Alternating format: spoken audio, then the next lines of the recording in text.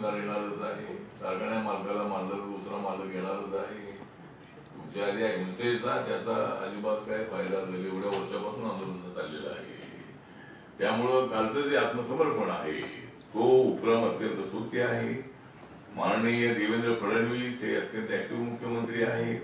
त्यांनी गडचिरोली जिल्हा हा त्याने पालकमंत्री म्हणून त्यांनी त्या जिल्ह्याचे पालकमंत्री आहेत.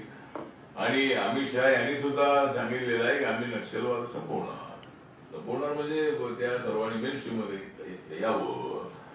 आणि जर जे चांगले लोक असतील त्यांनी एकदा ते मेनस्ट्रीममध्ये आले तर त्यांनी रिपब्लिकन पक्षामध्ये यायला हरकत नाही आहे. त्यामुळे जर मेनस्ट्रीममध्ये आले तर त्यांनी निवडणुकीमध्ये सुद्धा उभं राहिलं पाहिजे. त्यांनी आता आम्ही असे गुन्हे करणार नाही तर सांगितलं पाहिजे.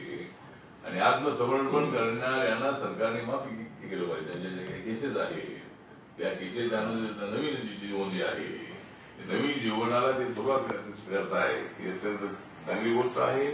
आणि मी त्या नक्षलवाद्यांचं ज्यांनी आत्मसमर्पण केलेलं आहे त्यांचं स्वागत करतो. आणि अजून जे राहिलेले नक्षलवादी आहेत त्यांनी सुद्धा आत्मसमर्पण करावं आणि मेन स्ट्रीममध्ये यावं अशी त्यांना विनंती आहे.